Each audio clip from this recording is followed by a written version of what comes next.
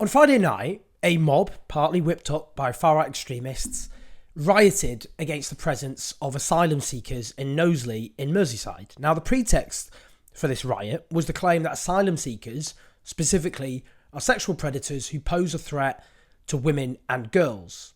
Now, at the same time, in recent months, there has been a dramatic escalation of an already pretty tawdry campaign against trans people, a moral panic, which seeks to portray trans people as a whole as would-be sexual predators, with protests recently either heavily infiltrated or directly organised by out-and-out far-right extremists, which I'll come on to. Now, in response to these two developments, I tweeted, "It's striking how both the anti-trans and anti-migrant backlash are using the same rationale, protect women, using the all-too-real endemic crisis of male violence against girls and women to specifically target two vulnerable minorities." The point I'm making there is the very real, massive crisis of male violence against girls and women, which leads to 1.4 million women facing domestic violence each year, which leads to 400,000 women being sexually assaulted each year, which leads to 85,000 to 90,000 women being raped a year, to almost all women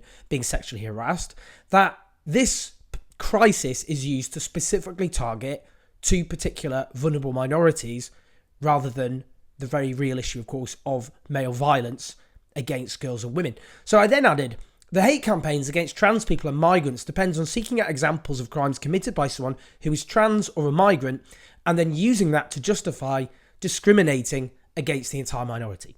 As a historical example of this, I added, by the way, the Ku Klux Klan's founding rationale was in large part protect women. The notorious 1915 film The Birth of a Nation popularised this narrative, portraying black men as sexually threatening towards white women.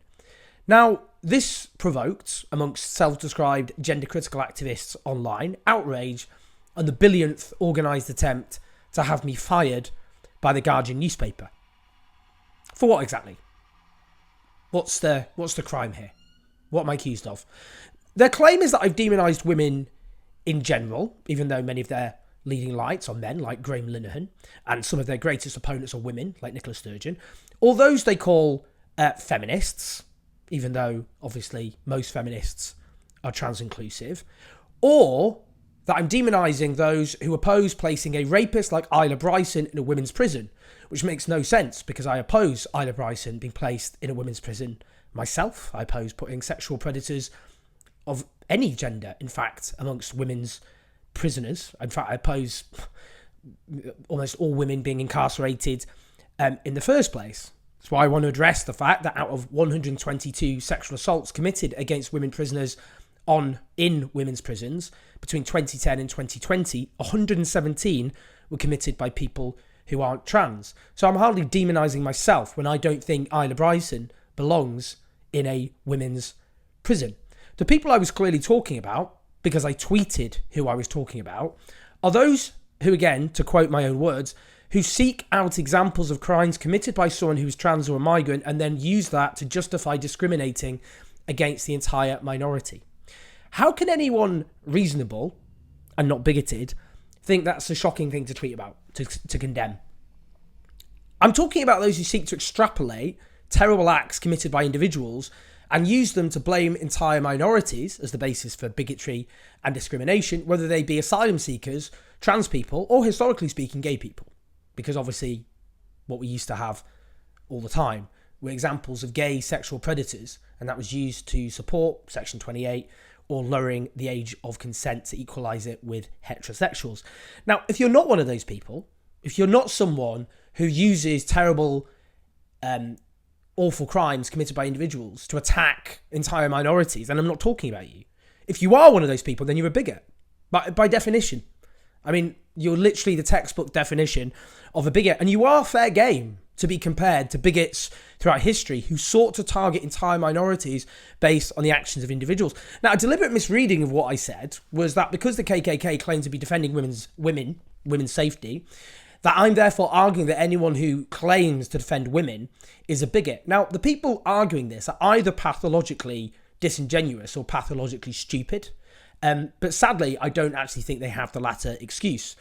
There is no one, no political faction who shows such bad faith as the anti-trans movement. What I'm saying is campaigns that target entire minorities have historically always claimed to be defending women and indeed children. I'm not saying that they're authentic defenders of women and children. I mean, if you take the anti-gay campaigns of the past, they literally put children, so-called safeguarding, protecting, defending children at the absolute forefront. Anita Bryant, for example, the most prominent anti-gay campaign in the United States in the 1970s, her organisation was literally called Save Our Children. She always spoke about children's rights being infringed upon by gay rights. She claimed she wasn't a homophobe. She actually claimed she loved gay people, but she was simply trying to protect children. I don't think that was a genuine attempt to protect children, and nor do most people, I would hope, today either. Now, we've got to the point where so-called gender-critical activists aren't even pretending anymore, because when someone tweets condemning using individual acts to condemn an entire minority, rather than go, oh, that's not us, we don't do that, they raise their hands and say, that's me you're talking about. How dare you? I mean, what is there to say other than you're outing yourself rather than being unfairly maligned by me? Now, on the specific question of the far right and anti-trans activism, a few months ago, an anti-trans rights protest in Brighton, several out-and-out white supremacists and far-right extremists turned up. That caused a schism in the so-called gender-critical movement, with several prominent figures stating that they should not welcome such people in their ranks. Now, they were roundly dogpiled and condemned on Twitter, and one of them was actually driven off the website because of the abuse they received. At a recent Glasgow anti-trans protest, and credit to you and yours for going through this, activists who attended included Alistair McConaughey, who set up a fascist group called UK A Force for Good, who was kicked out of UKIP for Holocaust denial, an anti-trans group called Valid Els, who described the rally as an undisputed Aryan victory, activists from the National Housing Party who want to ban all immigration from Britain, the Scottish Family Party, another hard-right party, someone holding a Defy the Gestapo banner, who used to be a BNP member, and again, outside Tate Britain, because this is now ricocheting further, they're going after drag queens who tend to be cis gay men. That protest was led by the patriotic alternative, who are out and out neo-Nazis. No, they're not just, you can't, people go, oh, you just call anyone you don't like a fascist. No, they're neo-Nazis. Now, what I would say to so-called gender critical people is your movement is absolutely full of people who are clearly far-right extremists. You might not yourself be far-right extremists. And deep down, some of you may find far-right extremists deeply unsavoury. But there's no question that white supremacists, far-right extremists and fascists have latched onto your movement in a big, big way and have made this cause, the anti-trans cause, one of their big issues. That is indisputable. You must know that. And frankly, if you don't like being compared to far-right extremists, then you need to take on the far-right extremists who are all over your cause. And again, I was very specific about who I was talking about. People who use terrible acts committed by individuals to be bigoted against entire minorities. That this is now a controversial view shows how far this country has descended into the gutter. Now, as someone, and people go, oh, you're bringing this up, oh, trying to get a small violin out. No, I'm not. But I was gay bashed by a neo-Nazi. And the judge ruled that I was targeted because of my views on LGBTQ rights.